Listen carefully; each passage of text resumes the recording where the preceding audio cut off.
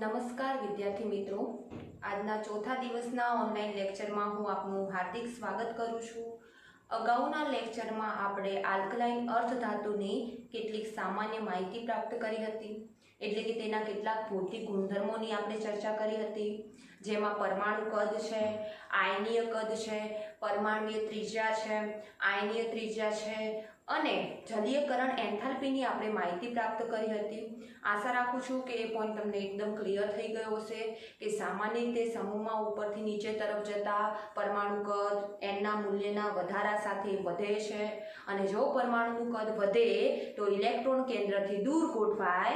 તેથી તેવા ઇલેક્ટ્રોનને દૂર કરવા માટે ઉષ્મા એટલે કે એન્થાલ્પી આપણે ઓછી આપવી પડશે. તેથી આયનીકરણ એન્થાલ્પીનું મૂલ્ય ઘટશે. ત્યારબાદ મેઇન પોઈન્ટ આપણો એ છે કે આપણો જે સમૂહ 1 જેને આપણે આલ્કલી ધાતુ તત્વ તરીકે ઓળખીએ છીએ, એ આલ્કલી ધાતુની સાપેક્ષમાં આલ્કલાઇન અર્ધધાતુના પરમાણુ કદમાં શું ફેરફાર થાય છે. તો સામાન્ય રીતે આપણે એક પોઈન્ટ ભણી ગયા કે આવર્તમાં ડાબી બાજુથી જમણી બાજુ તરફ જતા અસરકારક કેન્દ્રીય વીજભારની અસર કરવાની ક્ષમતા વધી જતી હોવાથી પરમાણુ કદમાં ઘટાડો થતો જોવા મળે છે. એટલે કે સમૂહ 1 ની સાપેક્ષમાં સમૂહ 2 ના તત્વોનું પરમાણુ કદ હંમેશા ઓછું હોય છે અને જો કદ ઓછું હોય તો ઇલેક્ટ્રોન કેન્દ્રથી નજીક હશે સમૂહ 1 ની સાપેક્ષમાં. તેવા ઇલેક્ટ્રોનને દૂર કરવા માટે ઉષ્મા પણ વધારે આપવી પડશે. એટલે કે પ્રથમ આયનીકરણ એન્થાલ્પીનું મૂલ્ય વધશે, જ્યારે દ્વિતીય આયનીકરણ એન્થાલ્પીનું મૂલ્ય સમૂહ 1 ની સાપેક્ષમાં સમૂહ 2 ના તત્વોનું ઓછું છે. કેમ? કારણ કે સમૂહ 1 ના તત્વો જો એક ઇલેક્ટ્રોન ગુમાવી દે તો બધા જ તત્વો ઊંડા વાયુ જેવી નિષ્ક્રિય રચના પ્રાપ્ત કરશે અને તેના લીધે સ્થાયી બનતા હોવાથી જો હવે તેમાંથી બીજો ઇલેક્ટ્રોન દૂર કરવો હોય તો ઉષ્મા વધુને વધુ આપવી પડશે. ઓકે, એના બાદ આપણે જલીયકરણ એન્થાલ્પીની પણ બાબતની ચર્ચા કરી કે જલીયકરણ એન્થાલ્પીનો પરમાણુ કદ સાથેનો શું સંબંધ છે. તો જલીયકરણ એન્થાલ્પીમાં આપણે મેઇન પોઈન્ટ પરમાણુ કદને ધ્યાનમાં રાખવાનું કે ઉપરથી નીચે તરફ જતા પરમાણુ કદ વધારા સાથે જલીયકરણ એન્થાલ્પી એટલે કે જલયુક્ત સંયોજનો, જેને હાઇડ્રેટ સંયોજનો પણ આપણે કહીએ છીએ, એ સંયોજનો બનવાની વૃત્તિ ધીરે ધીરે ઘટે છે અને કદના ઘટાડા સાથે જલયુક્ત સંયોજનો બનવાની વૃત્તિ વધે છે. એટલે કે સામાન્ય રીતે આપણે વાત કરીએ તો સમૂહ 1 ની સાપેક્ષમાં સમૂહ 2 ના તત્વોનું કદ નાનું હોવાથી સમૂહ 1 ના તત્વોની સાપેક્ષમાં સમૂહ 2 ના તત્વો વધુ ને વધુ જલયુક્ત હોય છે. એટલે ફોર એક્ઝામ્પલ, જેમ કે લિથિયમ અને મેગ્નેશિયમનો વિકર્ણ સંબંધ હતો ત્યારે લિથિયમના જલયુક્ત સંયોજનો હતા LiCl(2H2O), મતલબ બે જ પાણીના અણુ ડાયહાઇડ્રેટ સ્વરૂપે હતા. જ્યારે એના સાથે જે મેગ્નેશિયમ વિકર્ણ સંબંધ ધરાવતો હતો તેનું જલયુક્ત સંયોજન હેક્સાહાઇડ્રેટ એટલે કે 6 પાણીના અણુ ધરાવતું હતું. તો એના ઉપરથી આપણને સેન્સ દોડે છે કે આવર્તમાં ડાબાથી જબા તરફ જતા પરમાણુ કદના ઘટાડા સાથે જલયુક્ત સંયોજનો બનાવવાની વૃત્તિ વધે છે. એટલે કે જલીયકરણ એન્થાલ્પીનું મૂલ્ય જે છે એ જલીયકરણ એન્થાલ્પીનું મૂલ્ય કદના ઘટાડા સાથે વધે છે. ત્યારબાદ આપણે ઘનતાની પણ ચર્ચા કરી, ગલનબિંદુની પણ ચર્ચા કરી કે ગલનબિંદુ જે છે એ કદ ઉપર ખાસ આધાર રાખે છે. જેટલું પરમાણુનું કદ નાનું હશે તેવા કદમાંથી ઇલેક્ટ્રોન ઉત્સર્જિત થતા અથવા તેવા પરમાણુને પીગાળવા માટે ઉષ્મા વધારે આપવી પડશે. કારણ કે નાના કદના લિથિયમ પરમાણુ લિથિયમ પરમાણુ નહીં, બેરિલિયમ પરમાણુ જે છે એ બીજા રીતે બેરિલિયમ પરમાણુ સાથે ધાત્વીય બંધથી જોડાયેલા હશે અને પ્રબળ આકર્ષણથી જોડાયેલા હશે. અને પ્રબળ આકર્ષણથી જોડાયેલા હોવાથી તેમના વચ્ચેનું આકર્ષણ તોડવા માટે ઉષ્મા વધારે આપવી પડશે. એટલે જ બેરિલિયમનું ગલનબિંદુ પોતાના સમૂહના અન્ય તત્વો કરતાં વધારે છે.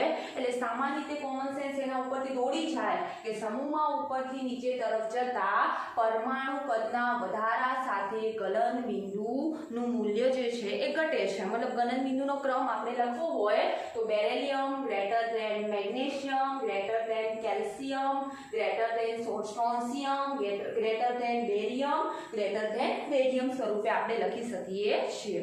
ત્યારબાદ ઘનતાની પણ આપણે વાત કરી કે ઘનતાનું જે છે ખરેખર પરમાણુ જે છે એના દળ સાથે ખાસ વધુ ને વધુ સંબંધ છે. તો ઉપરથી નીચે તરફ જતા આપણે સારી રીતે જાણીએ છીએ પરમાણુ દળ વધે છે. સરખા કદના એટલે કે 1 લિટર બેરેલિયમ લો, 1 લિટર મેગ્નેશિયમ લો તો પરમાણુ દળના વધારા સાથે ઘનતાના મૂલ્યમાં વધારો થશે, એટલે કે ઘનતાનો ક્રમ ઉપરથી નીચે તરફ જતા વધે છે. ત્યારબાદ આપણે એક ભૌતિક ગુણધર્મો જેનાથી આપણને ખબર પડે છે કે આપણા જે આલ્કલાઇન અર્ધ ધાતુ તત્વો છે એ કઈ રીતે અથવા તો કયો કેલ્શિયમ છે આપણી પાસે, બેરેલિયમ છે, મેગ્નેશિયમ છે. તો અહીંયા કેલ્શિયમ અને મેગ્નેશિયમ જે તત્વ છે બેરેલિયમ અને મેગ્નેશિયમ જે તત્વ છે એ તત્વ જ્યોત કસોટી આપતા નથી. ખાસ નોટ કરજો, બુકમાં આ મટીરિયલમાં લખેલું નહીં હોય એટલે તમારે નોટ કરવાનું છે. જ્યોત કસોટી બેરેલિયમ અને મેગ્નેશિયમ આપતા નથી. તેઓ જ્યોત કસોટી નથી આપતા, પણ જ્યારે આપણને પૃથ્વીના પેટાળ કે પૃથ્વીના પોપડામાંથી મળે છે ત્યારે એમના જે તત્વો અથવા એમનું જે પરમાણુનું બંધારણ છે, પરમાણુઓ જે છે એ ચોક્કસ રંગ ધરાવે છે. તો એ રંગ કેવા પ્રકારનો ધરાવે છે? તો બેરેલિયમ અને મેગ્નેશિયમનો જે રંગ હોય છે જે તમને પૃથ્વીના પેટાળમાંથી મળે છે એ રંગ હોય છે રાખોડી. તો શોર્ટમાં યાદ રાખવા માટે એક ટ્રીક છે, બૈરી માંગે રાખોડી રંગની સાડી. ટ્રીક છે એટલે સહેલાઈથી તમને યાદ રહી જાય. બૈરી એટલે બેરેલિયમ, માંગે એટલે મેગ્નેશિયમ, રાખોડી એટલે કે રાખોડી રંગના છે. સાડી ખાલી તમને ટ્રીક માટે આપી છે. તો બેરેલિયમ અને મેગ્નેશિયમ ખાસ નોટ કરજો કે એને જ્યોત કસોટીમાં એટલે કે બર્નર ઉપર એને જ્યારે સળગાવીએ ત્યારે કોઈ રંગ નથી આપતા, પણ એ પરમાણુનો પોતાનો ખુદનો રંગ કેવો છે? રાખોડી રંગ છે. ત્યારબાદ કયા તત્વો જ્યોત કસોટીમાં રંગ આપે છે? તો રેડિયમ તો રેડિયો સક્રિય છે એટલે આપણે એને ધ્યાનમાં લેતા નથી, પરંતુ કેલ્શિયમ, સ્ટ્રોન્શિયમ અને બેરિયમ જ્યોત કસોટીમાં રંગ આપે છે. હવે એમના રંગ યાદ રાખવા માટે પણ શોર્ટકટ ટ્રીક છે, ઇલોરાનો કિલ્લો લીલા રંગનો છે. ઇલોરાનો કિલ્લો લીલા રંગનો છે. ઇલોરા એ કોના માટે છે? પહેલું તત્વ આપણે કેલ્શિયમ છે. તો કેલ્શિયમનો જે જ્યોત કસોટીમાં રંગ છે એ કેવા પ્રકારનો છે? ઈંટ જેવો લાલ રંગ. ઈંટ જેવો લાલ રંગ જે છે એ કેલ્શિયમનો છે. કિલ્લો એટલે કિલો યાદ રાખવાનું, કિરમજી લાલ રંગ. એકદમ ઘાટો લાલ હોય ને એને આપણે કિરમજી લાલ રંગ કહેતા હોઈએ છીએ. અને જે બેરિયમનો રંગ છે, આ સ્ટ્રોન્શિયમનો છે, બેરિયમનો રંગ છે લીલો અથવા તો આછો લીલો. એ છે આપણા બેરિયમનો રંગ. ફરીથી જ્યોત કસોટી કઈ અઘરી છે નહીં. આપણા સમૂહ 2 ના તત્વો છે બેરેલિયમ, મેગ્નેશિયમ, કેલ્શિયમ, સ્ટ્રોન્શિયમ અને બેરિયમ. જે પૈકી બેરેલિયમ અને મેગ્નેશિયમ જ્યોત કસોટી આપતા નથી. તો આપણને કઈ રીતે ખબર પડે કે આ આલ્કલાઇન અર્ધ ધાતુ તત્વ કયું છે? તો એના માટે 2 તત્વો છે, બેરેલિયમ અને મેગ્નેશિયમ, જે પોતાના ખુદના રંગ ધરાવે છે. અને એ પણ કયો રંગ ધરાવે છે? રાખોડી રંગ ધરાવે છે. ત્યારબાદ કેલ્શિયમ, સ્ટ્રોન્શિયમ અને બેરિયમ આ 3 તત્વો જે છે એને તમે બર્નર પર ગરમ કરો ત્યારે જ્યોત કસોટી આપે છે. અને કયા કયા રંગની જ્યોત કસોટી આપે છે? તો જે કેલ્શિયમ છે એ ઈંટ જેવો લાલ રંગથી સળગે છે. સ્ટ્રોન્શિયમ જે છે એ કિરમજી લાલ રંગથી સળગે છે. બેરિયમ જે છે એ આછા લીલા રંગથી સળગે છે, જેથી ખબર પડે છે કે આપણું આ આલ્કલાઇન અર્ધ ધાતુ તત્વ હાજર છે. હવે તમને મગજમાં એ પ્રશ્ન થતો હશે કે ચલો અમને એ તો ખબર પડી ગઈ કે આ રંગ આપે છે, આ નથી આપતા, પણ શા માટે બેરેલિયમ અને મેગ્નેશિયમ રંગ નથી આપતા? તો મેઇન પોઈન્ટ તો અહીંયા એ જ છે કે બેરેલિયમ અને મેગ્નેશિયમના પરમાણુનું કદ નાનું છે અને ઇલેક્ટ્રોન કેન્દ્રની એકદમ નજીક છે બેરેલિયમ અને મેગ્નેશિયમમાં. અને જો ઇલેક્ટ્રોન કેન્દ્રની નજીક હોય તો એને ઉષ્મા વધારે ને વધારે આપવી પડે અને બર્નર વડે આટલી ઉષ્મા આપણે આપી ના શકીએ. હવે રંગ કોના લીધે જોવા મળે તો એ ખાસ આપણે બોહરનો નમૂનો પ્રકરણ 2 એટલે કે પરમાણુના બંધારણમાં આપણે ભણ્યા છીએ. એમાં ખાસ આપણે એ વસ્તુ નોટ કરતા હતા કે જ્યારે પણ ઇલેક્ટ્રોન એક ધરા અવસ્થામાંથી બીજી નવી ઉત્તેજિત અવસ્થામાં જાય છે ત્યારે ઇલેક્ટ્રોન ઉષ્માનું શોષણ કરીને નીચી શક્તિ સપાટીમાંથી ઊંચી શક્તિ સપાટીમાં જાય છે. બોહરના નમૂનાની અભિધારણાઓમાં જોઈ લેજો એટલે તમને આઈડિયા મળશે. તો નીચી શક્તિ સપાટીમાંથી ઇલેક્ટ્રોન ઉત્તેજિત થઈને ઊંચી શક્તિ સપાટીમાં જાય છે પણ એ ઊંચી શક્તિ સપાટીમાં વધારે સમય રહેતું નથી. જેવું એ ઊંચી શક્તિ સપાટીમાં પહોંચ્યું એટલે પોતે શોષેલી ઉર્જા વિકિરણ સ્વરૂપે બહાર નીકળે છે અને એ વિકિરણ જો તમારા દ્રશ્યમાન પ્રકાશની આવૃત્તિ વાળો એટલે કે જો 10 થી 14 હર્ટ્ઝની આજુબાજુનો હોય તો તમારી આંખને એનો રંગ દેખાશે અને જો એ આવૃત્તિ વાળો નહીં હોય તો આંખને રંગ જોવા મળશે નહીં. મતલબ કે અહીંયા શું થતું હશે કે બેરિલિયમ અને મેગ્નેશિયમને ઉષ્મા ખૂબ જરૂર પડે છે અને આટલી ઉષ્મા આપણા બર્નર વડે એને ના મળી શકે એટલે એ જ્યોત કસોટી મારફતે રંગ આપી શકતો નથી કારણ કે એનો ઇલેક્ટ્રોન ઉત્તેજિત થઈને કેન્દ્રની વધુ નજીક હોવાથી કેન્દ્ર તેને આકર્ષિત કરીને રાખે છે. તેથી એનો ઇલેક્ટ્રોન ઉત્સર્જિત થઈને નીચા શક્તિ સ્તરમાંથી ઊંચા શક્તિ સ્તરમાં જતો જ નથી તો પછી પાછો આવવાનો તો સવાલ જ નથી અથવા તો વિકિરણને ઉત્સર્જન કરવાનો સવાલ નથી. અને જે વિકિરણ ઉત્સર્જિત કરે એ ઉત્સર્જિત વિકિરણ આપણી આંખમાં પડે અને એ આંખમાં જ્યારે વિકિરણ જે રંગનું પડે એ રંગ તમારો આ ધાતુનો દેખવા મળે છે. પણ જો વિકિરણ જ ઉત્સર્જિત ના થતું હોય તો એનો કોઈ રંગ જોવા મળે નહીં. આશા રાખું છું કે આ પોઈન્ટ આપણો ક્લિયર થઈ ગયો હશે કે બેરિલિયમ અને મેગ્નેશિયમના નાના કદના લીધે જ્યોત કસોટી તેઓ આપી નથી શકતા કારણ કે ઇલેક્ટ્રોન નીચી શક્તિ સ્તરમાંથી ઊંચા શક્તિ સ્તરમાં નીચા તાપમાને જઈ શકતા નથી. ઓકે, ત્યારબાદ હવે આજનો આપણો મેઇન પોઈન્ટ તો એ છે કે જે આપણે આલ્કલાઇન અર્ધ ધાતુની આપણે ચર્ચા કરી રહ્યા છીએ એ આલ્કલાઇન અર્ધ ધાતુના ભૌતિક ગુણધર્મો આપણા અહીંયા કમ્પ્લીટ થાય છે પણ હવે એના મુખ્ય ગુણધર્મો છે રાસાયણિક ગુણધર્મો. મેં અગાઉ પણ તમને ચર્ચા કરેલી છે કે રાસાયણિક ગુણધર્મો સમજવા માટે આપણે સમૂહ 1 ને સાથે જોડેલું રાખવાનું કારણ કે સમૂહ 1 ની સાપેક્ષમાં સમૂહ 2 ની પ્રક્રિયા કરવાની ક્ષમતા એટલે કે પ્રતિક્રિયાત્મકતા કયા પ્રકારની છે એ બાબતને પણ આપણે નોંધવી ખૂબ જરૂરી છે. હવે સામાન્ય રીતે આપણે સારી રીતે જાણીએ છીએ કે કોઈ પણ પરમાણુ પ્રક્રિયા ક્યારે કરે જેમ કે સમૂહ 1 ને થોડું રિવિઝન કરીએ જેથી તમને તરત આઈડિયા મળશે કે લિથિયમથી આપણે ફ્રાન્સિયમ તરફ જઈએ છીએ. લિથિયમથી ફ્રાન્સિયમ તરફ જઈએ છીએ તો ધીરે ધીરે પરમાણુ કદ વધે છે અને પરમાણુ કદ વધે તો ઓલરેડી બાહ્યતમ કક્ષા દૂર છે તમારી અને ત્યાંથી ઇલેક્ટ્રોન મુક્ત કરવો સહેલો બને અને જેવો ઇલેક્ટ્રોન મુક્ત કરે જેમ કે ફોર એક્ઝામ્પલ આપણે ફ્રાન્સિયમ તો લેતા નથી કારણ કે રેડિયો સક્રિય છે. સીઝિયમ લઈએ અને સીઝિયમમાંથી સીઝિયમ પ્લસ આયન બને છે. સીઝિયમમાંથી સીઝિયમ પ્લસ આયન બને છે મતલબ સીઝિયમને એક ઇલેક્ટ્રોન મુક્ત કર્યું. હવે આમાં આપણે વાત કરીએ કોણ સહેલાઈથી ઇલેક્ટ્રોન મુક્ત કરશે? સીઝિયમ જ કારણ કે એનું કદ વધારે છે, ઇલેક્ટ્રોન કેન્દ્રથી દૂર છે અને ઇલેક્ટ્રોન મુક્ત કરવાની શક્તિ વધારે છે. મતલબ ઇલેક્ટ્રોન મુક્ત કોઈ પરમાણુ કરતો હોય હું ખુદ મારો ઇલેક્ટ્રોન મુક્ત કરું તો હું ઘન અવસ્થામાં આવી જાઉં એટલે કે મારું ઓક્સિડેશન થઈ જાય તો સામેવાળાનું શું કરવાની છું? રિડક્શન થશે કારણ કે સામેવાળો પેલો ભિખારીનો સરદાર અથવા તો આપણે આ જે સમૂહ 1 અને સમૂહ 2 કેવા છે કહે છે લે જાઓ અમે તો દાતા છીએ તમે લઈ જાઓ અમે તમને આપવા માટે રેડી છીએ. જ્યારે સમૂહ 17 ના તત્વો એની સાપેક્ષમાં અથવા તો ઓક્સિજન પણ છે તો એની સાપેક્ષમાં શું કરે છે? આપી દો એ તરત ગ્રહણ કરે છે. તો આ કંઈ ગુમાવશે તો ગ્રહણ કરશે ને. તો કયું તત્વ સહેલાઈથી ગુમાવે? સમૂહ 1 ની વાત કરું છું આ સમૂહ 2 ની આપણે વાત નથી કરતા. તો સમૂહ 1 માં સીઝિયમ સૌથી પહેલા ઇલેક્ટ્રોન ગુમાવશે અને જેવો એ પહેલા ઇલેક્ટ્રોન એને ગુમાવ્યો એટલે પેલો ગ્રાહી તરત જ રેડી બેઠો છે ફ્લોરિન શું કરશે? ઇલેક્ટ્રોન મેળવશે અને ફ્લોરિન અણુ સ્વરૂપે હોવાથી આપણે F2 સ્વરૂપે લખીએ છીએ તો 1/2 F2 લખી દો તો અહીંયા કયો આયન મળશે આપણને? ફ્લોરાઇડ આયન મળે છે. તો મતલબ કે ફ્લોરિનનું સીઝિયમ વડે રિડક્શન થયું. તો અહીંયા સીઝિયમ શેના તરીકે વર્તે છે? રિડક્શન કર્તા તરીકે વર્તે છે. હા, યાદ આવ્યું. સમૂહ 1 માં ઉપરથી નીચે તરફ જતા રિડક્શન કર્તાનો ગુણધર્મ વધે છે એવું આપણે ઓફલાઈન લેક્ચરમાં ભણી ગયા હતા.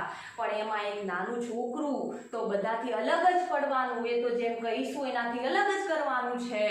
લિથિયમ, ખરેખર લિથિયમ નિર્બળ રિડક્શન કરતા હોવો જોઈએ, પરંતુ આપણા ઇલેક્ટ્રોમોટિવ ફોર્સ શ્રેણીમાં લિથિયમ પ્રબળ રિડક્શન કરતા છે, પણ છતાંય સહેલાઈથી પ્રક્રિયા કરી શકશે નહીં. કેમ સહેલાઈથી પ્રક્રિયા નહીં કરે? કારણ કે કદ નાનું, આયનીકરણ એન્થાલ્પીનું મૂલ્ય વધારે અને જલીયકરણ એન્થાલ્પીનું મૂલ્ય પણ વધારે. તેથી ઝડપથી આપણે પ્રક્રિયાઓમાં ભણીશું પણ ખરા. હાઇડ્રોજન સાથે ઝડપથી પ્રક્રિયા નહીં કરે, ઓક્સિજન સાથે પણ એનો ટુકડો હશે તો સહેલાઈથી પ્રક્રિયા નહીં કરે. આ એનો પાવડર સ્વરૂપ હશે તો પ્રક્રિયા કરશે, એની ચર્ચા પછી કરીએ. હેલોજન સાથે પણ પ્રક્રિયાઓ પોતાની મેળે આપમેળે નહીં કરે. બધા તત્વો સાથેની પ્રક્રિયા નબળી પડી જાય છે. કોની વાત કરું છું? હવે આપણે સમૂહ 2 ના બેરિલિયમની. લિથિયમ જેવું નાનકડું બચ્ચું છે, અલગ જ કામ કરે, અલગ જ પ્રકૃતિ ધરાવે. તો બસ લિથિયમની આપણે રિડક્શન કરતાની વૃત્તિ બાકીના તત્વો કરતાં ઓછી હોવી જોઈએ, એની જગ્યાએ ત્યાં આપણે સમજ્યા હતા કે વધારે છે, પણ તો એ પ્રક્રિયા સહેલાઈથી નથી કરતો. એનું કારણ ત્યાંય ભણી ગયા અને ફરીથી લિથિયમનું જ રિપીટ કરું છું. નાનું કદ, ઊંચી આયનીકરણ એન્થાલ્પી અને ઊંચી જલીયકરણ એન્થાલ્પી. તો સમૂહ 1 ના તત્વોની વાત કરીએ આપણે.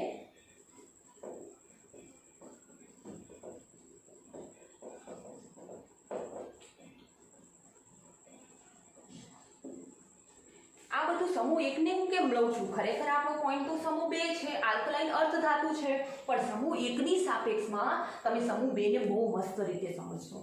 સમૂહ 1 માં જેવું હશે એવું ને એવું એ સમૂહ 2 માં પણ રિડક્શન કરતાનો ગુણધર્મ હશે કે લિથિયમનો સૌથી ઓછો હોવો જોઈએ, એની જગ્યાએ લિથિયમ આયનનું સૌથી વધુ પ્રબળ રિડક્શન કરતાનો ગુણધર્મ હતો.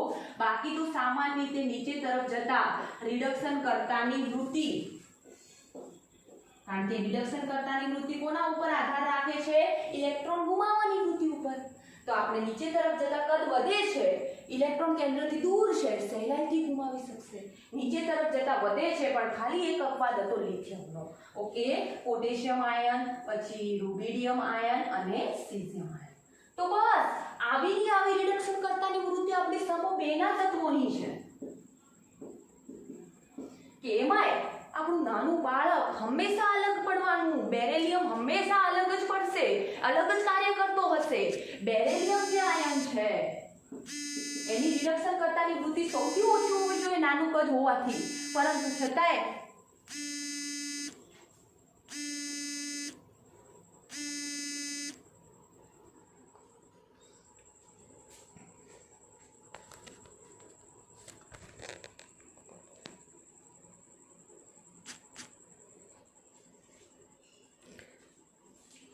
સોરી, કોલ આવી ગયો હોવાથી ડિસ્ટર્બન્સ થયું છે તમારે. તો બેરિલિયમ જે છે એની રિડક્શન કરતાની વૃત્તિ સૌથી ઓછી હોવી જોઈએ, કારણ કે કદ નાનું છે. પણ EMF શ્રેણીમાં આપણને આટલા આપણી બુકમાં નથી આપી, જૂની બુકમાં છે, તો EMF શ્રેણીમાં એની વૃત્તિ વધારે છે. તો ખાલી એક આ વસ્તુ આપણે યાદ રાખવાની છે. બાકી તો નીચે તરફ જતા પરમાણુ કદના વધારા સાથે જલીયકરણ એન્થાલ્પી નહીં,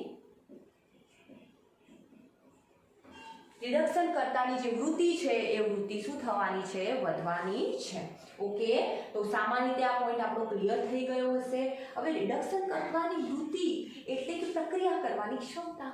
હવે આપણને સારી રીતે ખબર છે કે ઉપરથી નીચે તરફ જતા આપણું જે આ બેરિલિયમ, મેગ્નેશિયમ, કેલ્શિયમ, સ્ટ્રોન્શિયમ અને બેરિયમમાં સૌથી વધુ કદ છે આપણું બેરિયમનું. રેડિયમ તો આપણે લેતા નથી. તો બેરિયમનું કદ વધુ છે, તો આપણને ઓફકોર્સ ખબર છે કે આ બધા તત્વો પૈકી ઊંચા કદવાળું એટલે કે મોટા કદવાળું બેરિયમ જે છે એ સહેલાઈથી આયનીકરણ પામશે, સહેલાઈથી ધન આયન બનાવશે. અને જેવો સહેલાઈથી ધન આયન બનાવે તો એ ઋણ આયન સાથે જોડાઈને તરત જ નવું સંયોજન બનાવી દેશે. તો પ્રક્રિયા કરવાની ક્ષમતા એટલે કે કોઈ તત્વ સાથે જોડાવાની ક્ષમતા કોની વધારે હોય? જેનું કદ વધારે હોય. કારણ કે કદ મોટું હશે તો સહેલાઈથી ધન આયન બની શકશે અને સહેલાઈથી ધન આયન બનશે તો ઋણ આયન સાથે આરામથી જોડાશે. તો સામાન્ય રીતે એ પણ પોઈન્ટ અહીંયા આપણો ક્લિયર થઈ ગયો કે આલ્કલાઇન અર્ધ ધાતુ હોય કે આલ્કલી અર્ધ ધાતુ હોય, ઉપરથી નીચે તરફ જતા પરમાણુ કદના વધારા સાથે પ્રતિક્રિયાત્મકતા એટલે કે પ્રક્રિયા કરવાની ક્ષમતા પણ જે છે એ પણ શું થઈ રહી છે? વધી રહી છે. ઓકે, ત્યારબાદ આપણે બીજો પોઈન્ટ જોઈએ કે આપણો મેઇન તો અહીંયા એ જી નીટમાં એ જ નડે કે આલ્કલી ધાતુની સાપેક્ષમાં આલ્કલાઇન અર્ધ ધાતુની પ્રતિક્રિયાત્મકતા કેવી? તો હાલ જ ઇઝી પોઈન્ટ, કશું જ રટ્ટા નહીં મારવાનું, કશું જ રસાયણ વિજ્ઞાનને નહીં ગૂંચવાનું. મારો પૂરો પ્રયત્ન છે કે ઓનલાઈન માધ્યમ વડે પણ તમને બહુ ડીપમાં અને સારી રીતે સમજાવી શકું, પણ એના માટે તમારો પણ સપોર્ટ એટલો જ જોઈશે. જેટલો તમે સપોર્ટ આપશો એટલું મને પણ અહીંયા ભણાવવાની એટલી જ મજા આવશે. કારણ કે ઓનલાઈનમાં ઓફલાઈનમાં તો આપણે શું કરતા, તમને પ્રશ્નો પણ પૂછી શકતી. અહીંયા તો પ્રશ્નો પૂછી શકું એ બાહેધરી છે, પ્રશ્નો પૂછાશે જ નહીં. ઓકે, તો થોડો સપોર્ટ આપજો. કોઈ ડાઉટ હોય તો પ્લીઝ મને કરજો કે અહીંયા પરમાણુ કદના વધારા સાથે પ્રતિક્રિયાત્મકતા આપણી વધી રહી છે. કેમ? કારણ કે ઇલેક્ટ્રોન સહેલાઈથી દૂર કરે નીચેવાળું તત્વ. યસ, તો અહીંયા એ જોવો હવે કે લિથિયમ અને બેરિલિયમમાં જોઈએ તો લિથિયમ કરતાં બેરિલિયમનું કદ નાનું છે, આપણા સોડિયમ કરતાં મેગ્નેશિયમનું કદ નાનું છે, કે પોટેશિયમ કરતાં કેલ્શિયમનું કદ નાનું છે. યસ, કદ ઘટ્યું. આલ્કલી ધાતુ કરતાં આલ્કલાઇન અર્ધ ધાતુનું કદ ઘટે છે. અને જો કદ ઘટે, કદ વધે તો પ્રતિક્રિયાત્મકતા વધતી હતી, તો કદ ઘટશે તો પ્રતિક્રિયાત્મકતા આલ્કલી ધાતુ કરતાં આલ્કલાઇન અર્ધ ધાતુની પ્રતિક્રિયાત્મકતા ઓછી હશે. એટલે કે કદ ઘટે અને કદ ઘટે તો પ્રતિક્રિયાત્મકતા એટલે કે પ્રક્રિયા કરવાની ક્ષમતા પણ ઘટશે. તો આલ્કલી ધાતુ એટલે જ આપણે કહીએ છીએ કે સૌથી વધુ સક્રિય જો આપણા આવર્ત કોષ્ટકમાં હોય ધાતુ તત્વો તો એ આપણા આલ્કલી છે. કેમ? કારણ કે આવર્ત કોષ્ટકમાં બાકીના ધાતુ તત્વો કરતાં ડાબી બાજુ આવ્યા અને ડાબી બાજુના તત્વોનું કદ જમણી બાજુના તત્વો કરતાં તો વધારે જ હોય છે, એટલે વધુ સક્રિય છે. અને અહીંયા જ આપણે ઓક્સાઇડ અને હાઇડ્રોક્સાઇડ સમજી જઈએ કે કયો ઓક્સાઇડ વધુ બેઝિક હશે. જેમ કે તમને બે ઓક્સાઇડ આપવામાં આવે કે કોની બેઝિક પ્રબળતા વધારે હશે. Na2O તમને આપ્યું હોય, સાદો ઓક્સાઇડ સોડિયમ બનાવે છે, પેરોક્સાઇડ પણ બનાવે છે, આપણે એ સાદો ઓક્સાઇડ લઈએ છીએ અને એની સાથે આપણે MgO લીધું અને તમને પ્રશ્ન પૂછે, થિયરીમાં આપણે આવશે પણ આ તો નોર્મલ તમને સમજાવું છું કે સોડિયમ ઓક્સાઇડ અને મેગ્નેશિયમ ઓક્સાઇડ પૈકી કોણ વધુ બેઝિક હશે? આ વળી કન્ફ્યુઝ કેમ એવું વળી કઈ રીતે સમજાય? અમને તો કશું જ ખબર નથી પડતી. વધુ બેઝિક એટલે કઈ રીતે વળી? વધુ બેઝિક એટલે કે પાણી સાથે પ્રક્રિયા કરવાની ક્ષમતા. કારણ કે ઓક્સાઇડ, ધાતુના ઓક્સાઇડ સ્વભાવે બેઝિક છે. ત્રીજા પ્રકરણને યાદ કરો, છેલ્લો પોઈન્ટ હતો. અને પાણી સાથે પ્રક્રિયા કરીને હાઇડ્રોક્સાઇડ આપે છે. તો હાલ જ વાત કરી કોણ વધુ સક્રિય છે, કોણ વધુ એક્ટિવ છે? સોડિયમ. તો આ ઓક્સાઇડ વધુ બેઝિક હશે, સોડિયમનો ઓક્સાઇડ. જ્યારે મેગ્નેશિયમનો ઓક્સાઇડ બેઝિક જરૂર છે પણ સોડિયમની સાપેક્ષમાં ઓછું બેઝિક છે. મને લાગે છે કે તમને આમાં કોઈ ડાઉટ નહીં રહ્યો હોય. સામાન્ય રીતે રિડક્શન કરતાના ગુણધર્મની થિયરી આપણે છેલ્લે આવે છે પણ મેં પહેલાં લીધી છે કારણ કે આ બાબત તમને સમજાય તો બાકીની બધી પ્રક્રિયા તો ધડ કરતી સમજાઈ જશે. હવે યાદ કરો આલ્કલી ધાતુને અને વિચારો ત્યાં શું કરતા હતા આપણે રાસાયણિક ગુણધર્મોમાં. ટીચરે એક વસ્તુ તમે કહી દીધી હતી કે એક પાણીનો અણુ યાદ રાખી લો એટલે 3 રાસાયણિક ગુણધર્મો તો આરામથી યાદ રહી જશે. કયા? પાણીમાં હાઇડ્રોજન છે તો હાઇડ્રોજન સાથેની પ્રક્રિયા વેરી ગુડ. પાણીમાં ઓક્સિજન છે તો ઓક્સિજન સાથેની પ્રક્રિયા યસ. પાણીમાં પાણીનો અણુ જ રહેલો કોનું છે? H2O જ છે. તો પાણી સાથેની પ્રક્રિયા. આ 3 પ્રક્રિયા તો અમને હવે અંધારામાં પૂછો ને તોય આવડે. યસ, સરસ, વેરી ગુડ. આ જોઈએ જ છે આપણે તો. પછી ત્યારબાદ શું? હેલોજન સાથે સમૂહ સતર, ભિખારીનો સરદાર, એને તો ભૂલાય જ નહીં, એના સાથે પ્રક્રિયા કરશે. ત્યારબાદ કઈ પ્રક્રિયા બાકી રહી? તો આ ધાતુ તત્વો છે. ધાતુ તત્વો એસિડ સાથે પ્રક્રિયા કરે. 10મામાં ભણી ગયા અને હાઇડ્રોજનમાં ભણી ગયા. યાદ કરો, હાઇડ્રોજનની પ્રયોગશાળામાં બનાવટમાં દાણાદાર ઝીંક આપણે લેતા હતા. ઝીંકની હાઇડ્રોક્લોરિક એસિડ સાથે પ્રક્રિયા અથવા સલ્ફ્યુરિક એસિડ સાથે પ્રક્રિયા અથવા નાઇટ્રિક એસિડ, મેં બધી પ્રક્રિયાઓ સમજાવી હતી. એની સાથેની પ્રક્રિયાથી ઝીંક ક્લોરાઇડ ZnCl2 બનતા હોવાથી 2HCl ની જરૂર પડશે અને હાઇડ્રોજન વાયુ છૂટવો પડશે. તો ધાતુ સાથેની પ્રક્રિયા પણ આપણે ભણીશું, ત્યાં હાઇડ્રોજન વાયુ છૂટવો પડશે. પછી યાદ કરો, આલ્કલી ધાતુ એમોનિયા સાથે પ્રક્રિયા કરીને એમાઇન અને એમાઇડ બનાવતા હતા. યાદ આવે છે બધું? ના યાદ આવતું હોય તો એકવાર આગળનું જરા રિવિઝન કરજો, કારણ કે આવડશે તો આ બધી જ બાબતો આપણને આવડી જશે. કશું જ રટ્ટા મારવાની જરૂર પડશે નહીં.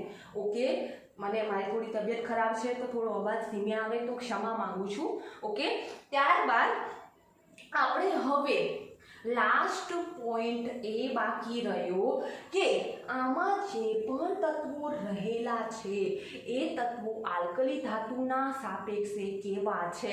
તો એ પણ મેં અગાઉ કહી દીધું કે આલ્કલી ધાતુની સાપેક્ષમાં આલ્કલાઇન અર્ધધાતુ તત્વો ઓછા સક્રિય છે.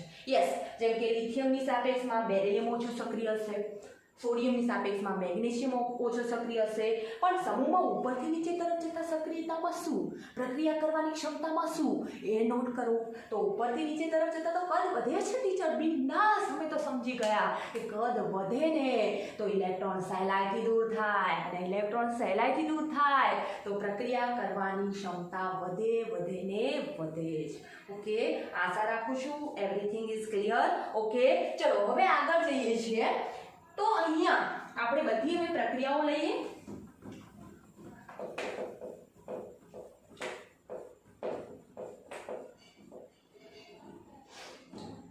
તો પહેલી જ પ્રક્રિયા આપણે વાત કરી કે હાઇડ્રોજન સાથે અથવા ઓક્સિજન સાથે પહેલા લઈ લઈએ તો હવા સાથેની પ્રક્રિયા. હવામાં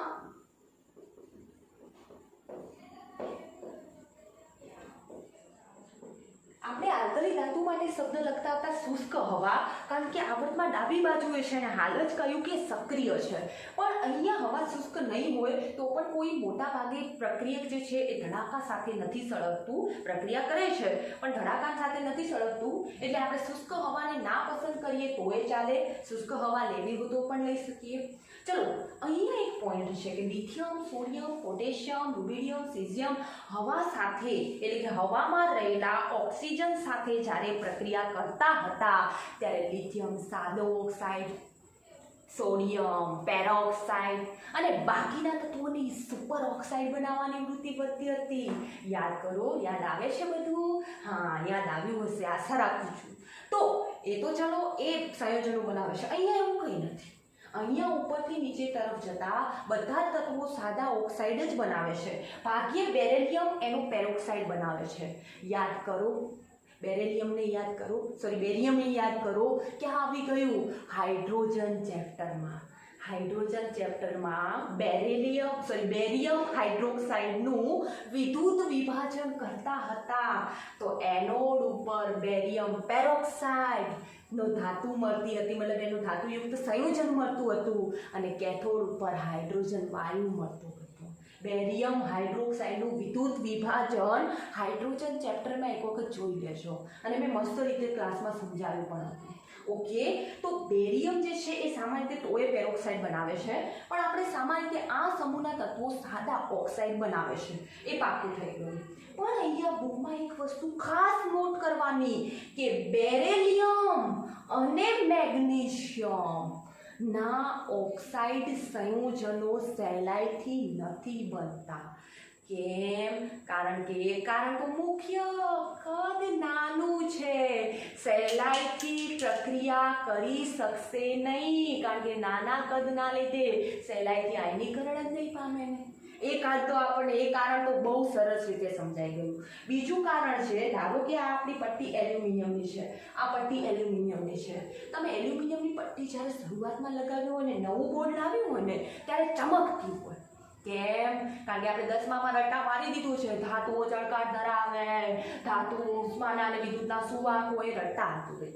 પરંતુ અહીંયા તો ક્યાંય મને હવે એટલી બધી ચળકાટ નથી જોવા મળતી. હાલ લાઇટના પ્રકાશના લીધે તોય તમને ચળકાટ જોવા મળશે, દિવસે આટલી ચળકાટ નહીં જોવા મળે. કેમ? કારણ કે હવે આ એલ્યુમિનિયમની સપાટી ઉપર ઓક્સાઇડનું સ્તર લાગી ગયું છે. પહેલાંથી જ એની ઉપરની સપાટી એલ્યુમિનિયમ ઓક્સાઇડમાં રૂપાંતર પામી ગઈ છે. હવે હું આ સપાટીને કશું ને તરત ચળકાટ મારશે. કેમ? કારણ કે ઉપરની સપાટી જ એની પ્રક્રિયા કરી છે, અંદરની સપાટીએ પ્રક્રિયા નથી કરી. તો ધારો કે હું બેરેલિયમ અને મેગ્નેશિયમનો આ રીતે ટુકડો લઉં ને, મતલબ કે એ ધાતુનો મોટો ટુકડો લઉં તો એ ટુકડાની ખાલી ઉપરની સપાટી ઉપર જ ઓક્સિજન જોડાશે અહીંયા, અને અંદરની સપાટી તો આમની આમ અંદરના રહેલા બેરેલિયમ અને મેગ્નેશિયમના પરમાણુ તો આમના આમ પડ્યા રહેશે. સહેલાઈથી પ્રક્રિયા કરશે નહીં. એક તો ઓછો સક્રિય છે નાના કદના લીધે, અને પાછો ટુકડો લીધો છે એટલે પ્રક્રિયા ના કરે. તો મારે તો લેબમાં અથવા ઔદ્યોગિક ક્ષેત્રે ત્વરિત એટલે કે ઝડપી પ્રક્રિયા કરવી હોય તો શું કરવું પડે? બસ આ બેરેલિયમ અને મેગ્નેશિયમનો જે ટુકડો છે એને પાવડર સ્વરૂપમાં રૂપાંતર કરી લો.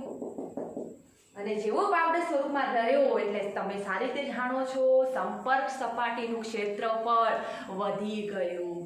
અને જો સંપર્ક સપાટીનું ક્ષેત્રફળ વધે તો એ તરત ઓક્સિજન સાથે પ્રક્રિયા, કારણ કે હવે એના અણુઓ છૂટા છવાયા છે, પ્રક્રિયા કરવાની ક્ષમતા વધી ગઈ.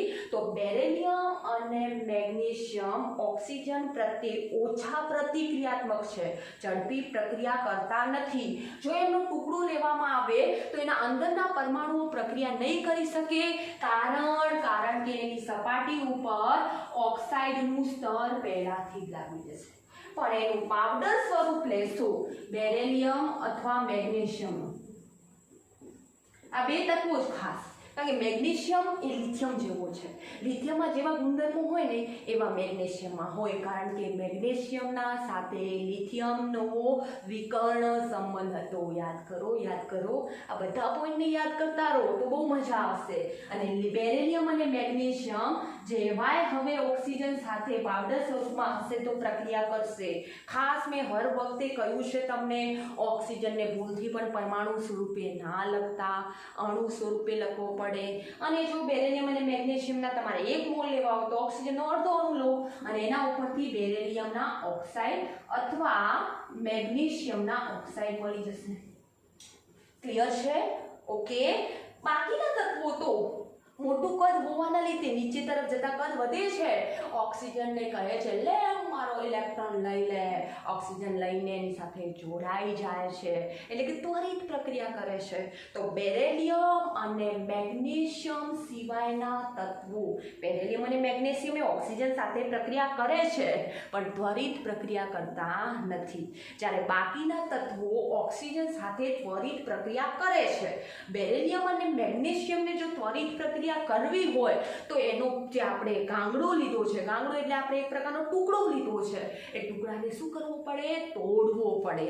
અને જેવો ટુકડો એનો તોડીશું એટલે સંપર્ક સપાટીનું ક્ષેત્રફળ વધશે તો જ એની સાથે પ્રક્રિયા થશે. ક્લિયર છે આટલા સુધી? ઓકે. અને આ સમૂહના તત્વો નાઇટ્રોજન સાથે, જેમ કે અહીંયા આપણે વાત કરી હતી કે લિથિયમ માત્ર એક એવો તત્વ છે જે સીધી રીતે નાઇટ્રોજન સાથે જોડાઈને નાઇટ્રાઇટ બનાવતું હતું. બાકીના તત્વો નાઇટ્રોજન સાથે જોડાય છે પણ આપમેળે નથી જોડાતા. જ્યારે આ સમૂહના તત્વોમાં પણ બેરેલિયમ અને મેગ્નેશિયમ પોતાની મેળે જ નાઇટ્રોજન સાથે જોડાઈને બેરેલિયમના નાઇટ્રાઇટ અને મેગ્નેશિયમના નાઇટ્રાઇટ બનાવશે. સંયોજન બનાવો સાવ ઇઝી. બેરેલિયમનો +2, નાઇટ્રોજનનો -3, તો અહીંયા શું મળશે આપણને? B3N2 પ્રકારનો નાઇટ્રાઇટ બેરેલિયમ બનાવશે અને મેગ્નેશિયમ Mg3N2 પ્રકારનો નાઇટ્રેટ. કારણ કે હવામાં બે તત્વોનું પ્રમાણ બહુ વિશાળ છે. ઓક્સિજનનું પ્રમાણ 21% અને નાઇટ્રોજનનું પ્રમાણ હોય છે 71%. ઓકે. આટલા સુધી આપણે મતલબ હવા સાથેની જે પ્રક્રિયા છે એ પૂર્ણ કરી છે. બીજી પ્રક્રિયા છે પાણી સાથેની. તો પાણી સાથેની પ્રક્રિયામાં ચલો અહીંયા રફ કરી લઉં બધું પહેલા, એટલે બધા અહીંયા નિયમો લખાઈ જાય આપણે.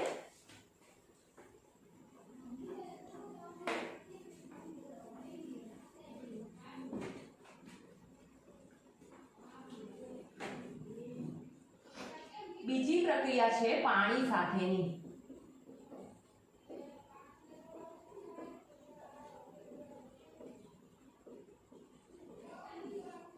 હવે આપણને ખબર છે કે આલ્કલી ધાતુ હોય કે આલ્કલાઇન અર્ધ ધાતુ હોય, પાણી સાથે પ્રક્રિયા કરશે તો હાઇડ્રોક્સાઇડ યુક્ત નિપજ આપશે.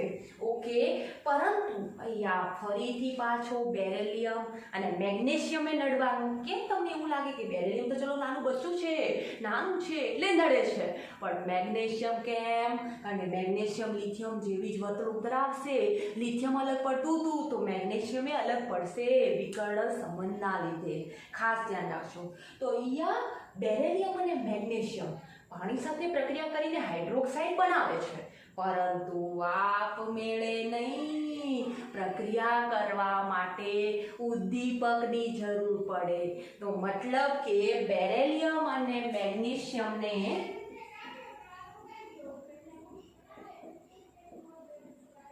પાણી સાથેની પ્રક્રિયામાં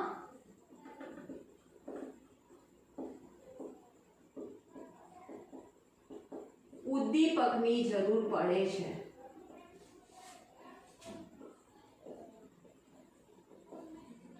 તો બાકીના તત્વો આપમેળે ત્વરિત રીતે, કારણ કે કદ વધે, સક્રિયતા વધી જાય, તો બાકીના તત્વો એટલે કે બાકીના તત્વોને હું શોર્ટમાં એમ સ્વરૂપે લખું.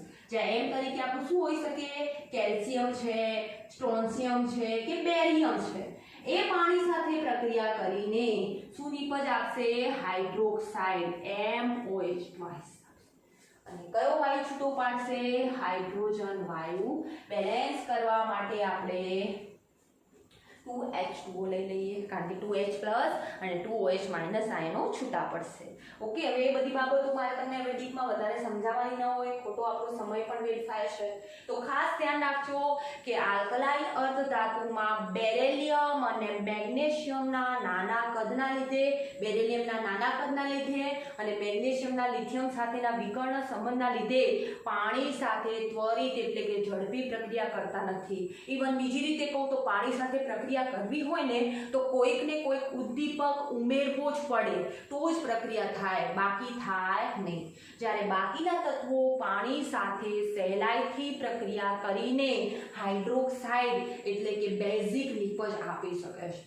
પણ મેં અગાઉ પણ કહ્યું ને આગળ ફરીથી એક થિયરી આવશે, એમાં આપણે આવશે આલ્કલાઇન અર્ધ ધાતુના સંયોજનોની સામાન્ય લાક્ષણિકતાઓ. એમાં પણ આવશે કે આલ્કલી ધાતુ કરતાં આલ્કલાઇન અર્ધ ધાતુ તત્વોના જે હાઇડ્રોક્સાઇડ છે એમનો બેઝિક સ્વભાવ હંમેશા આલ્કલી ધાતુ કરતાં ઓછો હોય છે. એટલે કે આલ્કલી ધાતુ પ્રબળ બેઝિક છે, જ્યારે આલ્કલાઇન અર્ધ ધાતુ નિર્બળ બેઝિક છે એની સાપેક્ષમાં. ઓકે, ત્યારબાદ આપણે પાણી સાથેની પ્રક્રિયા લઈ લીધી. ત્રીજી પ્રક્રિયા આવે છે હેલોજન સાથેની પ્રક્રિયા. હાઇડ્રોજન સાથે પછી લઈએ, એનું કારણ તમને ખબર પડી જશે. હવે હેલોજન સાથેની પ્રક્રિયાથી આપણને ખબર છે કે ધાતુ હેલોજન સાથે જોડાય તો એ ધાતુના હેલાઇડ બનાવે. તો એ આલ્કલી ધાતુ પણ ઊંચા તાપમાને, કારણ કે હેલોજન અણુ સ્વરૂપે છે, એ અણુમાંથી એનું પરમાણ્વીકરણ થાય તો જ પ્રક્રિયા થાય. એટલે કે ઊંચા તાપમાને એટલે ઉષ્મા આપવી તો અનિવાર્ય છે. તો આલ્કલાઇન અર્ધ ધાતુ તત્વો ઊંચા તાપમાને હેલોજન સાથે જોડાઈને, હેલોજન હંમેશા મોટા ભાગે અણુ સ્વરૂપે છે, જ્યાં X તરીકે આપણા ફ્લોરિન, ક્લોરિન, બ્રોમિન અને આયોડિન હોઈ શકે, એના સાથે જોડાઈને ધાતુના હેલાઇડ બનાવે છે. પણ તાપમાન આપવું અનિવાર્ય છે, એટલે આપણે એને ડેલ્ટા વડે રજૂ કરીશું.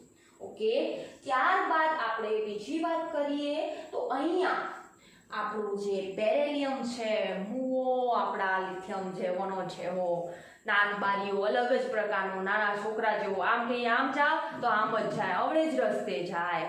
તો બસ બેરિલિયમ જે છે એ હેલોજન સાથે પોતાની મેળે પ્રક્રિયા નથી કરતો અથવા તો ઉદ્દીપકની હાજરીમાં પણ સીધી રીતે હેલોજન સાથે પ્રક્રિયા નથી કરતો, એટલે બેરેલિયમના કોઈક સંયોજનમાંથી બેરેલિયમના હેલાઇડ બનાવવામાં આવે છે. જેમ કે ઉદાહરણ તરીકે મારે બેરેલિયમ ફ્લોરાઇડ બનાવવો છે. પહેલું BeF2 ની બનાવટ, તો BeF2 ની બનાવટ કરવી હોય તો મારે એક પ્રક્રિયક લેવો પડે, એમોનિયમ બેરેલિયમ ફ્લોરાઇડ લેવો પડે. શું લેવો પડે? ડાયએમોનિયમ બેરેલિયમ ફ્લોરાઇડ લઉં અને એનું ઉષ્મીય રીતે વિઘટન એટલે શું કે આ અણુને તોડવો છે અને એમાંથી નવો અણુ બનાવવો છે. ઓકે, તો એનું ઉષ્મીય રીતે વિઘટન કરતા એમોનિયમ આયનનું વિઘટન થઈને, જેમ કે આપણને ખબર છે 2NH4+ બને. હવે 2NH4+ નું પણ વિઘટન કરીએ તો 2NH3 અને 2H+ બંનેમાંથી એક H+ છૂટા પડી ગયા અને બેરેલિયમ જે છે એ Be+2 તરીકે આપણે છૂટો પાડીએ. આયનીકરણ એટલા માટે કરવું કારણ કે તમને બધો પોઈન્ટ સમજાય. અને ફ્લોરિન 4 છે તો 4 ફ્લોરાઇડ આયન્સ પૂછે લીધું. હવે આ 4 ફ્લોરાઇડ આયન પૈકી બેરેલિયમની 2 સંયોજકતા છે એટલે 2 ફ્લોરાઇડ આયન જોડાઈ જશે એટલે બેરેલિયમ ડાયફ્લોરાઇડ દેખો બની ગયો આરામથી. અને અહીંયાના 2H+ બાકી રહેલા 2F- કારણ કે 2F- તો અહીંયા જોડાઈ ગયા તો બાકી 2F- રહ્યા તો 2HF એટલે કે હાઇડ્રોજન ફ્લોરાઇડ આપી દેશે અથવા આપણે એને હાઇડ્રોફ્લોરિક એસિડ પણ કહીએ છીએ. અને બાકી શું રહ્યું? 2NH3. તો અહીંયા બેરેલિયમ ફ્લોરાઇડ બેરેલિયમની ફ્લોરિન સાથેની સીધી પ્રક્રિયાથી નથી મળતો. જેમ કે મારે કેલ્શિયમ ફ્લોરાઇડ બનાવવો હોય ને તો Ca+F2 કરી લો અને ઉષ્મા આપી દો, કેલ્શિયમ ફ્લોરાઇડ આરામથી બને. પણ બેરેલિયમ ફ્લોરાઇડ આ રીતે બનતો નથી. તો ખાસ આ પ્રશ્નો નીટમાં વધારે પૂછાતા હોય, આપણને આ રીતે આપી દે કે X અને આ નિકોજો આપી દીધી હોય તો X શું છે, અથવા તો અહીંયા X ના આપ્યું હોય અને બેરેલિયમ ફ્લોરાઇડની જગ્યાએ X આપી દીધું હોય, બાકીની નિપજ આપી હોય, એના ઉપરથી આપણે આઈડિયા લગાવવી પડે. તો આ ખાસ નોટ કરજો. નીટવાળા વિદ્યાર્થીઓ તો વધારે ને વધારે આ વસ્તુને નોટ કરજો. ત્યારબાદ બેરેલિયમ ક્લોરાઇડ પણ આપમેળે બનતો નથી અથવા બેરેલિયમ ક્લોરીન સાથે જોડાઈને સીધો બેરેલિયમ ક્લોરાઇડ આપતો નથી. તો બેરેલિયમ ક્લોરાઇડની બનાવટ કઈ રીતે કરવામાં આવશે તો એની બનાવટ હું અહીંયા લખી દઉં છું કે બેરેલિયમ ઓક્સાઇડ એનું પાવડર સ્વરૂપ હશે, ઓક્સિજન સાથે પ્રક્રિયા કરીને બેરેલિયમ ઓક્સાઇડ બનાવશે. એની પ્રક્રિયા ક્લોરીન સાથે કરું છું. પણ ઓક્સિજન મુક્ત તો થાય નહીં, એને મુક્ત કરવા માટે કોઈ પ્રક્રિયક બીજાની જરૂર પડશે જેનું ઓક્સિડેશન થઈ શકે અથવા તો આપણે કહી શકીએ કે પ્રબળ રિડક્શન કરતા તરીકે આપણે લઈ શકીએ કોઈનું.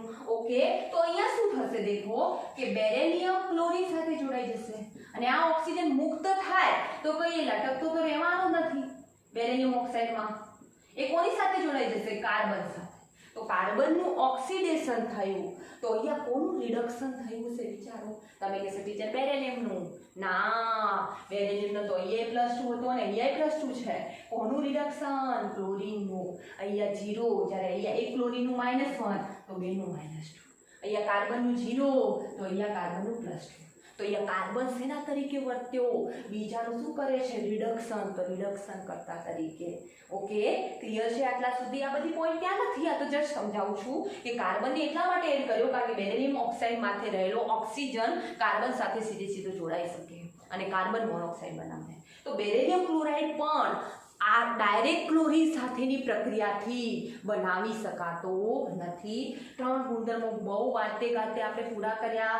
પહેલો ગુણધર્મ પાણી સાથેની પ્રક્રિયામાં, એમાં આપણે એવું કહ્યું કે બેરેલિયમ અને મેગ્નેશિયમ પાણી સાથે નાનું કદ હોવાના લીધે પ્રક્રિયા કરી શકશે નહીં. એને પ્રક્રિયા કરવી હોય કરે છે પણ કરવી હોય તો કોની જરૂર પડે? ઉદ્દીપકની જરૂર પડે. બીજો પોઈન્ટ, બાકીના તત્વો જે છે એ આરામથી પાણી સાથે પ્રક્રિયા કરીને હાઇડ્રોક્સાઇડ બનાવી દેશે. ત્યારબાદ બીજી પ્રક્રિયા આપણે કરી હેલોજન સાથેની પ્રક્રિયા. એમાં હેલોજન સાથેની અગાઉ ઓક્સિજન સાથેની પ્રક્રિયા આપણે પૂર્ણ કરી, એના પછી પાણી સાથેની પ્રક્રિયા લીધી. ત્રીજી પ્રક્રિયા હવે આપણે હેલોજન સાથે. તો બેરિલિયમ સિવાયના બાકીના તત્વો ઊંચા તાપમાને હેલોજન સાથે જોડાઈને હેલાઇડ બનાવે છે. તો બેરિલિયમનો હેલાઇડ તો આપણે જોઈએ છીએ, બેરિલિયમ ફ્લોરાઇડ જોઈએ છીએ, બેરિલિયમ ક્લોરાઇડ. તો એ કઈ રીતે બને છે? તો એના કોઈ સંયોજનનું વિઘટન કરવાથી બેરિલિયમના ફ્લોરાઇડ અને ક્લોરાઇડ બને છે. તો બેરિલિયમ ફ્લોરાઇડ કઈ રીતે બનાવવામાં આવે છે? ડાયએમોનિયમ બેરિલિયમ ફ્લોરાઇડનું વિઘટન કરતા બેરિલિયમ ફ્લોરાઇડ, હાઇડ્રોજન ફ્લોરાઇડ અને એમોનિયા વાયુ મળે છે. તો બેરિલિયમ ક્લોરાઇડ કઈ રીતે બને છે? તો બેરિલિયમ ઓક્સાઇડની ક્લોરીન વાયુ અને કાર્બન સાથેની પ્રક્રિયાથી બેરિલિયમ ક્લોરાઇડ અને કાર્બન મોનોક્સાઇડ બને છે. અહીંયા પ્રક્રિયા પૂર્ણ થઈ. હવે ત્રીજી પ્રક્રિયા છે હાઇડ્રોજન સાથેની. સોરી, ચોથી પ્રક્રિયા આપણી છે હાઇડ્રોજન સાથેની પ્રક્રિયા.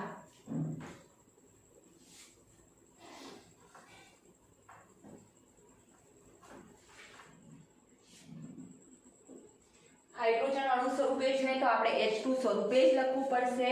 તો આ તત્વો હાઇડ્રોજન સાથે જોડાઈને ઓફકોર્સ હાઇડ્રાઇડ બનાવશે. બેરિલિયમ પાછો નડતો ને નડતો, એ ગમે તેટલું ઊંચું તાપમાન આપો તો એ સીધું હાઇડ્રોજન સાથે જોડાઈને હાઇડ્રાઇડ બનાવતો નથી. પણ લિથિયમ બિચારો તો પણ 1073 કેલ્વિન તાપમાને હાઇડ્રોજન સાથે જોડાઈને હાઇડ્રાઇડ સીધો બનાવતો હતો. બેરિલિયમે તો બસ હઠ જ પકડી લીધી છે કે હું તો હાઇડ્રોજન સાથે સીધી પ્રક્રિયા કરીશ નહીં. કોઈ સંયોજનમાંથી, એના ખુદના સંયોજનમાંથી હાઇડ્રાઇડ બનાવવા હોય તો બનાવો, બાકી હાઇડ્રાઇડ બનાવીશ નહીં. તો બેરિલિયમનો હાઇડ્રાઇડ કઈ રીતે બને એની પછી ચર્ચા કરીએ. આ સમૂહના બેરિલિયમ સિવાયના તત્વો હાઇડ્રોજન સાથે ઊંચા તાપમાને જોડાઈને, મતલબ તાપમાન આપણને ના ખબર હોય તો ડેલ્ટા સ્વરૂપે દર્શાવી લેવાનું અને હાઇડ્રોજન સાથે જોડાઈને હાઇડ્રાઇડ બનાવે છે. જ્યાં M એટલે શું? M એટલે મેગ્નેશિયમ હોઈ શકે, કેલ્શિયમ હોઈ શકે, સ્ટ્રોન્શિયમ હોઈ શકે અને બેરિયમ હોઈ શકે. ઓકે, ત્યારબાદ બેરિલિયમનો હાઇડ્રાઇડ બનાવવાનો તો રહ્યો, કારણ કે બેરિલિયમનો હાઇડ્રાઇડ જે છે એ આપણા લાંબી પોલિમર બંધારણ બેરિલિયમ અને મેગ્નેશિયમના હાઇડ્રાઇડ ધરાવે છે. યાદ કરો, સારી હાઇડ્રાઇડમાં આપણે આવી ગયું કે પોલિમર શૃંખલા ધરાવે છે, જેમાં હાઇડ્રોજન જે છે એના ઉપર -1 વીજભાર આવે છે, ધાતુ તત્વો સાથે જોડાય છે. અને બેરિલિયમ છે, મેગ્નેશિયમ છે, એટલે કે આલ્કલી અને આલ્કલાઇન અર્ધ ધાતુ તત્વોના જે હાઇડ્રાઇડ છે એ ક્ષારીય પ્રકારના છે. હાઇડ્રોજન ચેપ્ટરમાં એક વખત જોઈ લેજો. ઓકે, તો બેરિલિયમનો હાઇડ્રાઇડ કઈ રીતે બનાવવામાં આવે? તો BH2 ની બનાવટ. તો BH2 બનાવવા માટે બેરિલિયમ ક્લોરાઇડ જે આપણે, એટલે જ મેં પહેલા હેલોજન લીધું. ઓકે, લખાણમાં પહેલા હાઇડ્રોજન હશે પછી હેલોજન હશે, પણ અહીંયા મેં એટલા માટે પહેલા હેલોજન લીધું કારણ કે તમને ખબર પડે કે બેરિલિયમ ક્લોરાઇડ આપણે આ રીતે બેરિલિયમ ઓક્સાઇડની ક્લોરીન અને ઓક્સિજન સાથે કાર્બન સાથેની પ્રક્રિયાથી મેળવ્યો છે. તો એ મેળવેલા બેરિલિયમ ક્લોરાઇડની આપણે લિથિયમ એલ્યુમિનિયમ હાઇડ્રાઇડ, યાદ કરો, લિથિયમ એ એલ્યુમિનિયમના ક્લોરાઇડ સાથે જોડાઈને લિથિયમ એલ્યુમિનિયમ હાઇડ્રાઇડ બનાવતા હતા. એ પણ આપણે ક્ષારીય હાઇડ્રાઇડમાં આવી ગયું છે, જોઈ લેજો એક વખત. તો એની સાથે પ્રક્રિયા કરવાથી બેરિલિયમના હાઇડ્રાઇડ બનશે. હવે લિથિયમ અને એલ્યુમિનિયમ હાઇડ્રોજન આપે છે તો હવે સામેવાળા ઋણ આયન એટલે કે ક્લોરીન સાથે જોડાશે. તો લિથિયમની +1 સંયોજકતા હોવાથી લિથિયમ ક્લોરાઇડ LiCl બનશે. એલ્યુમિનિયમની +3 સંયોજકતા હોવાથી LCl3 બનશે. 4 ક્લોરીન થઈ ગયા. તો કઈ નહીં, અહીંયા 2 છે, 4 કરવા માટે 2 વડે ગુણી લો. 4 હાઇડ્રોજન હતા, અહીંયા 4 છે, અહીંયા 2 છે, એને 2 વડે ગુણી લો. બધાનું બેલેન્સ થઈ ગયું, તમે જોઈ શકો છો. તો આ રીતે આપણે વિવિધ પ્રકારના હાઇડ્રાઇડ સંયોજનો, બેરિલિયમના હાઇડ્રાઇડ સંયોજનો બનાવવા માટે આપણે સામાન્ય રીતે બેરિલિયમની હાઇડ્રોજન સાથેની પ્રક્રિયાથી શક્ય નથી બનતો. તેથી બેરિલિયમ ક્લોરાઇડની લિથિયમ એલ્યુમિનિયમ એમોનિયમ હાઇડ્રાઇડ જે આપણા ક્ષારીય હાઇડ્રાઇડમાં આવી પણ ગયું કઈ રીતે બને છે અને મેં સમીકરણ લખાવ્યું પણ હતું તમને આપણા જે પણ મટીરિયલ છે એમાં, તો ખાસ એને જોઈ લેજો. કોઈ ડાઉટ હોય તો મને કહેજો. ઓકે, તો આ પ્રકારના સંયોજનો બનાવે છે. ત્યારબાદ રિડક્શન કરતાની વૃત્તિ તો મેં સ્ટાર્ટિંગમાં જ લઈ લીધી છે. આશા રાખું છું કે એમાં પણ કોઈ પ્રકારનો ડાઉટ નહીં રહ્યો હોય. હવે લાસ્ટ પોર્શન શું બાકી રહ્યું? એમોનિયા સાથેની પ્રક્રિયા.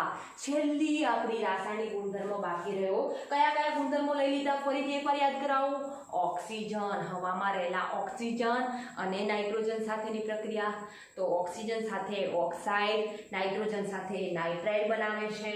પરંતુ બેરેલિયમ અને મેગ્નેશિયમ સહેલાઈથી ઓક્સિજન સાથે જોડાઈને ઓક્સાઇડ અને નાઇટ્રાઇડ નથી બનાવતા, કારણ કે એની સપાટી ઉપર સમય જતાં પહેલાંથી જ ઓક્સાઇડનું સ્તર લાગી જાય છે. તો જો એને ઓક્સિજન અને નાઇટ્રોજન સાથે પ્રક્રિયા કરવી હોય તો એનો પાવડર સ્વરૂપ લઈએ તો પ્રક્રિયા ઝડપી બને છે, કારણ કે સંપર્ક સપાટીનું ક્ષેત્રફળ વધી જાય છે. ત્યારબાદ આપણે બીજી પ્રક્રિયા લીધી પાણી સાથે. તો આ સમૂહના તત્વો પાણી સાથે જોડાઈને હાઇડ્રોક્સાઇડ બનાવે છે. આ પૈકી જે આપણા બેરેલિયમ અને મેગ્નેશિયમ છે એ પણ પાણી સાથે પ્રક્રિયા કરી શકે છે, પરંતુ તેમને પાણી સાથે પ્રક્રિયા કરવા માટે ઉદ્દીપકની જરૂર પડે છે. ખાસ નોટ કરજો. ત્રીજો પોઈન્ટ આપણે લીધો હેલોજન સાથેની પ્રક્રિયા, જેમાં આ તત્વો ઊંચા તાપમાને હેલોજન સાથે જોડાઈને હેલાઇડ બનાવે છે, પરંતુ બેરેલિયમના હેલાઇડ હેલોજન સાથે સીધી પ્રક્રિયાથી નથી મેળવી શકાતા. તો બેરેલિયમ ફ્લોરાઇડ બનાવવો હોય તો શું લઈએ છીએ? એમોનિયમ બેરેલિયમ ફ્લોરાઇડની ઉષ્મીય રીતે વિઘટન કરતા બેરેલિયમ ફ્લોરાઇડ, હાઇડ્રોજન ફ્લોરાઇડ અને એમોનિયા મળે છે. બેરેલિયમ ક્લોરાઇડ બનાવવો હોય તો કઈ રીતે બનાવીએ છીએ? તો બેરેલિયમ ઓક્સાઇડની ક્લોરીન અને કાર્બન સાથેની પ્રક્રિયાથી બેરેલિયમ ક્લોરાઇડ અને કાર્બન મોનોક્સાઇડ મળે છે. ત્યારબાદ હાઇડ્રોજન સાથે પણ બેરેલિયમ પ્રક્રિયા કરતો નથી, જ્યારે બાકીના તત્વો ઊંચા તાપમાને હાઇડ્રોજન સાથે જોડાઈને હાઇડ્રાઇડ સંયોજનો, એ પણ કેવા પ્રકારના હાઇડ્રાઇડ? ક્ષારીય હાઇડ્રાઇડ બનાવે છે. એસ વિભાગના તત્વો ક્ષારીય હાઇડ્રાઇડ બનાવે છે. હાઇડ્રોજન ચેપ્ટરમાં એના વિશે આપણે માહિતી પ્રાપ્ત કરી લીધી છે. ત્યારબાદ બેરેલિયમનું હાઇડ્રાઇડ બનાવવું હોય તો કઈ રીતે બનાવાય? તો બેરેલિયમ ક્લોરાઇડ જે અગાઉ આપણે બનાવ્યું છે એ બેરેલિયમ ક્લોરાઇડની લિથિયમ એલ્યુમિનિયમ હાઇડ્રાઇડ સાથે પ્રક્રિયા કરવાથી બેરેલિયમ હાઇડ્રાઇડ મળે છે.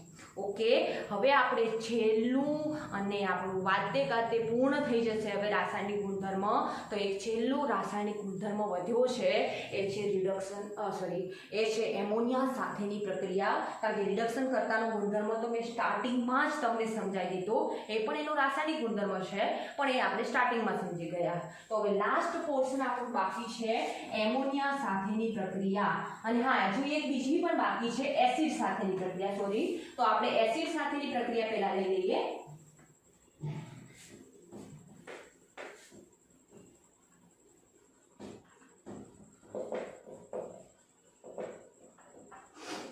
કે આપણે અગાઉ સ્ટાર્ટિંગમાં એ પણ મેં કહી દીધું કે દાણાદાર ઝીંકની આપણે હાઇડ્રોજનની પ્રયોગશાળામાં બનાવટમાં આપણે આ પોઈન્ટ લઈ લીધો છે કે ધાતુની એસિડ સાથેની પ્રક્રિયાથી ધાતુના ક્ષારો અને હાઇડ્રોજન વાયુ મળે છે. તો અહીંયા પણ બસ આપણા આલ્કલાઇન અર્ધ ધાતુ તત્વો જે છે એમની આપણે એસિડ સાથે પ્રક્રિયા કરીશું.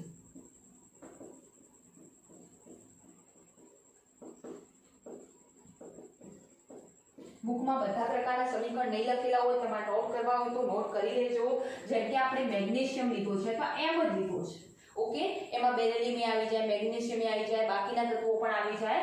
એની પ્રક્રિયા આપણે ધારો કે હાઇડ્રોક્લોરિક એસિડ સાથે કરીએ તો એ ધાતુની +2 ઓક્સિડેશન અવસ્થાના લીધે MCl2 પ્રકારના ક્લોરાઇડ બનાવશે અને એના માટે આપણે 2HCl ની જરૂર પડશે. તો કયો વાયુ છૂટો પડશે? હાઇડ્રોજન વાયુ. તો સામાન્ય રીતે હાઇડ્રોજન વાયુની બનાવટમાં આપણે ધાતુ તત્વોની એસિડ સાથેની પ્રક્રિયાથી પણ હાઇડ્રોજન વાયુ આપણે બનાવી શકીએ છીએ. ત્યારબાદ જો સલ્ફ્યુરિક એસિડ લો H2SO4 અને એની પ્રક્રિયા M સાથે કરો તો M નો +2 ઓક્સિડેશન આંક હોય, આલ્કલાઇન અર્ધધાતુ છે એટલે, અને SO4 નો -2 તો MSO4 બનાવશે +H2 બનાવશે. નાઇટ્રિક એસિડ સાથે પ્રક્રિયા લો M+HNO3 તો એ MnO3 ટ્વાઇસ પ્રકારનો નાઇટ્રાઇટ બનાવશે. કેમ NO3 ટ્વાઇસ પ્રકારનો? કારણ કે NO3 નો -2 છે, M નો તો +2 છે, એટલે આ પ્રકારનું સંયોજન બનશે. એટલે કે અહીંયા 2 NO3 લેવા માટે 2 HNO3 લેવા પડશે અને હાઇડ્રોજન વાયુ છૂટવું પડશે. તો અહીંયા એસિડ સાથેની પ્રક્રિયા પણ પૂર્ણ થાય છે. ત્યારબાદ હવે છેલ્લી પ્રક્રિયા બાકી છે એ છે એમોનિયા સાથેની પ્રક્રિયા. ધારો કે આપણે પ્રવાહી એમોનિયા ભરેલું એક પાત્ર લઈએ. એ પાત્રમાં આપણને ખબર છે કે NH3 ના અસંખ્ય અણુઓ રહેલા હશે. હવે એમાં હું આલ્કલાઇન અર્ધ ધાતુ દાખલ કરું છું. એટલે કે આલ્કલાઇન અર્ધ ધાતુને M સ્વરૂપે, એટલે કે કેલ્શિયમ હોઈ શકે, બેરિયમ હોઈ શકે, સ્ટ્રોન્શિયમ હોઈ શકે, મેગ્નેશિયમ હોય. હવે જેવી આલ્કલાઇન અર્ધ ધાતુ આલ્કલી ધાતુમાં હતું એવું ને એવું, પણ આલ્કલીમાં +1 ઓક્સિડેશન અવસ્થા હતી, આલ્કલાઇનમાં +2 હતી. તો આલ્કલાઇનમાં +2 થશે, તો આલ્કલાઇન M+2 અને 2 ઇલેક્ટ્રોનમાં રૂપાંતર થશે.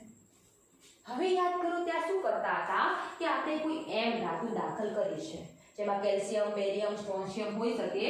એના અંદર આપણે NH3 ના X + Y જેટલા ધારો કે અણુ લીધા છે. તો એમાં શું થતું હતું કે X જેટલા અણુઓ એ ધાતુ આયન સાથે જોડાઈ જતા હતા. X અણુઓ, કારણ કે અહીંયા વિંટલા છે તો ખરી એમોનિયા સાથે જોડાયેલા છે, તો કારણ કે એમોનિયાના પાત્રમાં ભરીએ છીએ. અને Y જેટલા અણુઓ એ 2 ઇલેક્ટ્રોન સાથે જોડાતા હતા. તો શું આપતા હતા? NH3X આપતા હતા. અને એના ઉપર વીજભાર કેટલો? +2 છે. +2 વીજભાર અહીંયા એનો. અને બાકી 2 ઇલેક્ટ્રોન છે, તો 2 કરીને ઇલેક્ટ્રોન NH3 ના કયા ઇલેક્ટ્રોન સાથે કયા અણુ જોડાતા હતા? NH3 ના Y અણુઓ. અને ઇલેક્ટ્રોન ઉપર વીજભાર કેવો હોય? પણ એવા 2 ઇલેક્ટ્રોન છે એટલે આપણે 2 કરવું પડે. તો હવે સામાન્ય રીતે જ્યારે પણ કોઈ પરમાણુમાં અથવા કોઈ પણ દ્રાવણમાં મુક્ત ઇલેક્ટ્રોન ફરતા હોય તો એ દ્રાવણ ચુંબકીય દ્રષ્ટિએ અથવા એનો ચુંબકીય ગુણધર્મ વિચારવા જઈએ તો એનો ચુંબકીય ગુણધર્મ મુક્ત ઇલેક્ટ્રોનના લીધે કેવો હશે? અનુચુંબકીય. કે મુક્ત ઇલેક્ટ્રોન ફરે છે, ફરતા ઇલેક્ટ્રોન છે એટલે. અને બીજું કે અહીંયા આપણે હવે નિપજ શું? આ તો મધ્યવર્તી મધ્યસ્થ નિપજ. ઓકે, મધ્યસ્થ નિપજ જ્યારે બનશે ત્યારે એનો રંગ કેવો હશે? તો એનો રંગ હશે વાદળી રંગ.